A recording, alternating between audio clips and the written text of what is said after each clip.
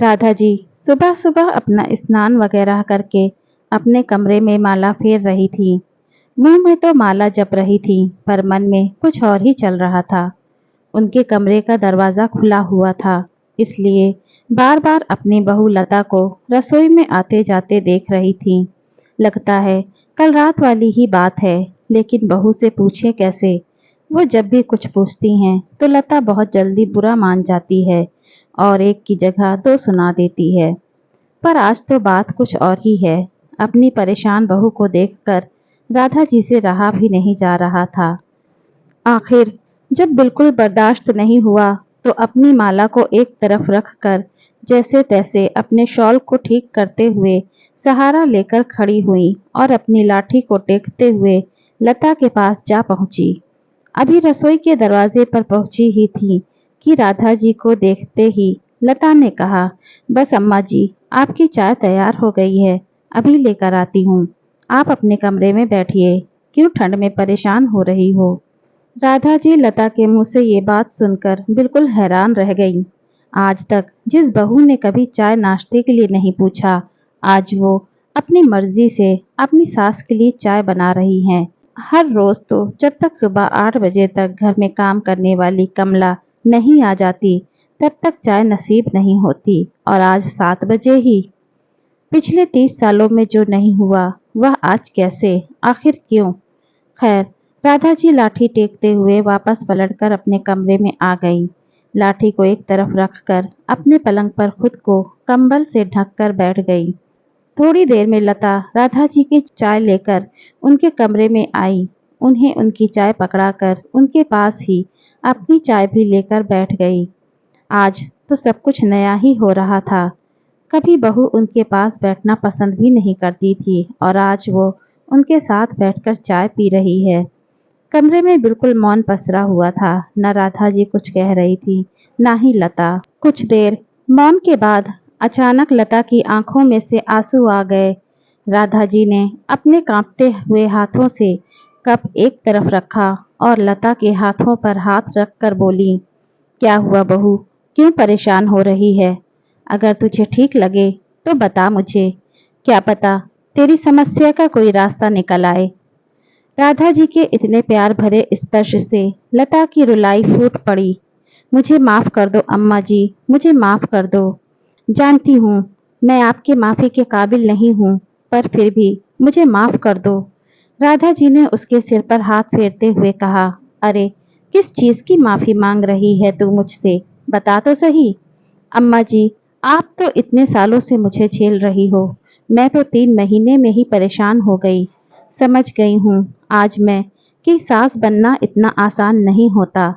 हर बार मैं आप पर इल्जाम लगाती थी कि आप अपनी बहुओं से दोगला व्यवहार करती हो। आज समझ में आ रहा है कि आपके दिल पर क्या बीतती होगी। कहते हैं अपना कर्म लौट कर आता है, वह भी सूद समेत। आज वही तो हो रहा है मेरे साथ। मैंने आपके घर के 2 टुकड़े करवाए थे, और आज मेरी दोनों बहुओं के साथ साथ बेटे भी मुझ पर इल्जाम लगा रहे हैं। अपनी बहू को इस तरह रोते देखकर राधा जी को वो दिन याद हो आया जब उनके घर में लता बहू बनकर आई थी। अमीर घराने की बेटी लता शुरू से ही नक चढ़ी स्वभाव की थी। सीधे मुंह किसी से बात भी नहीं करती थी, और यह बात विदा होकर आने के दूसरे दिन ही पता चल गई। यहाँ घर की खास रिश्तेदार महिलाएं सुबह कुलदेवी के यहाँ जाने के लिए लता और उसके पति रजत का इंतजार कर रही थीं, पर अभी तक दोनों कमरे से बाहर नहीं निकले थे। सुबह 6 बजे ही निकल जाना था, लेकिन अब तो 7 बजने को आए थे।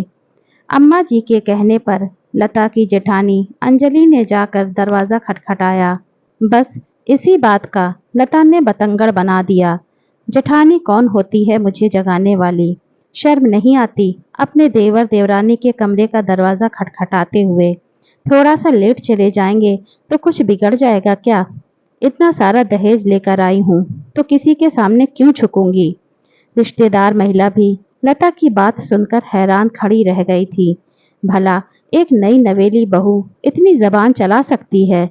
खैर, देर सवेर कुलदेवी के दर्शन कर ही आए। उसके बाद तो आए दिन कोई न कोई बात को लेकर लता घर की शांति को भंग किए रहती। खासकर अपनी जेठानी अंजलि से तो उसकी बिल्कुल नहीं बनती थी। उसे हर पल यही लगता था कि राधा जी बड़ी बहू का साथ देती है। आए दिन राधा जी पर कोई न कोई इल्जाम लगाती रहती। अरे आप तो सास हैं, घर में दो बहुएं हैं तो दोनों को एक जैसा ही मान देना चाहिए, पर नहीं, आप भी दोगला व्यवहार करती हो।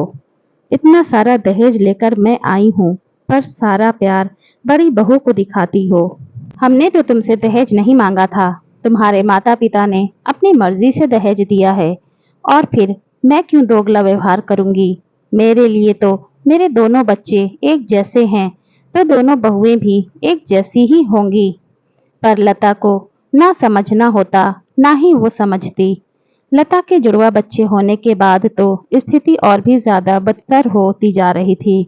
अगर राधा जी अंजलि के बेटे को खिलाती तो उसे लगता कि मेरे बच्चों के साथ भेदभाव कर रही है। अगर राधा जी लता के बेटों के लिए कोई समझाइश देती तो उसे लगता है कि सारा प्यार तो जेठानी के बेटों के लिए ही है। बस मेरे बेटों के लिए तो रोक टोक ही है। आखिरकार राधा जी समझा समझा के थक चुकी थी, इसलिए थक हार कर राधा जी ने दोनों की रसोई अलग कर दी और खुद बड़े बेटे के साथ रहने लगी। पर अभी तक भी लता का यही हाल था। अपने बेटों की शादी में उसे राधा जी को बुलाना पड़ा। तब से राधा जी लता के पास ही थी, लेकिन राधा जी का सारा काम घर में काम करने वाली कमला ही करती थी। लता राधा जी के कमरे में आकर झांकती तक नहीं थी और ना ही उनसे बात करती थी। दोनों बेटों की शादी एक साथ ही की थी तो घर में दो बहुएं एक साथ आई थीं, पर एक जॉब करने वाली बहू तो दूसरी होम मेकर। जॉब करना ना करना दोनों की अपनी मर्जी थी। लता ने किसी को रोका नहीं था, पर जॉब करने वाली बहू को लगता है कि मैं तो बाहर रहकर कमाती हूँ तो मैं घर का काम क्यों करूँ। वहीं घर संभालने वाली बहू को यह लगता है कि दूसरी बहू तो बन ठन के निकल जाती है, मैं क्या घर में नौकरानी हूँ। बस इसी बात को लेकर शादी के 15-20 दिन बाद ही दोनों में बहसबाजी शुरू हो गई। अब लता कुछ कहती है तो बहुएं बात पकड़ लेती हैं। आप तो सास हो, अपनी बहुओं में पक्षपात करती हो। आपके लिए अपनी दोनों बहुएं एक जैसी होनी चाहिए।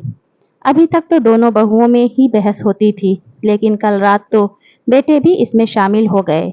लता ने बीच बचाव करने की कोशिश की तो दोनों तरफ से लता पर इल्जाम लगने लगे। जो कल घर में हो रहा था उसे देखकर लता को अपना किया याद आने लगा था।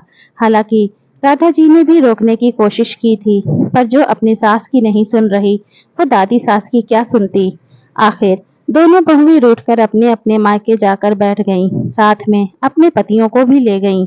इसलिए आज घर में इतनी शांति पसरी हुई थी। खैर, शांति को तोड़ते हुए राधा जी ने लता के सिर पर हाथ फेरते हुए कहा, बहू रोना बंद कर। अब तुझे पता चल चुका है ना कि सास बनना आसान नहीं होता।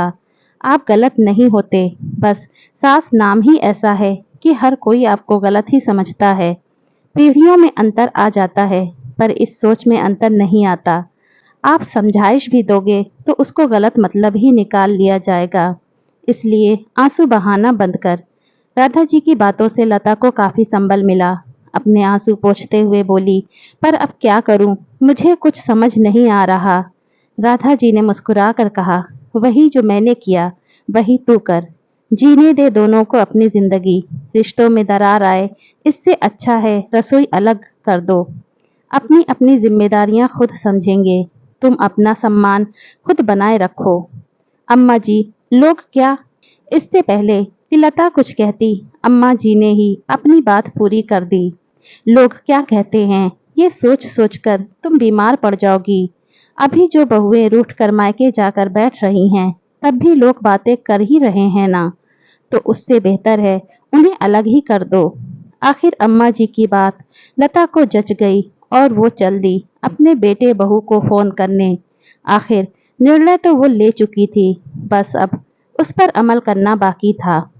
आखिर बेटों बहुओं को बुलाकर रसोई अलग कर दी गई। दोनों बेटों में से बड़े बेटे ने अपनी मां के साथ ही रहना पसंद किया, वहीं दूसरा बेटा घर के दूसरे माले पर शिफ्ट हो गया। वीडियो अच्छी लगे तो प्लीज़ इसे लाइक एंड शेयर करें और चैनल पर नए हो तो चैनल को सब्सक्राइब करें ताकि आगे भी आपके लिए ऐसी ही अच्छी वीडियो लाते रहें।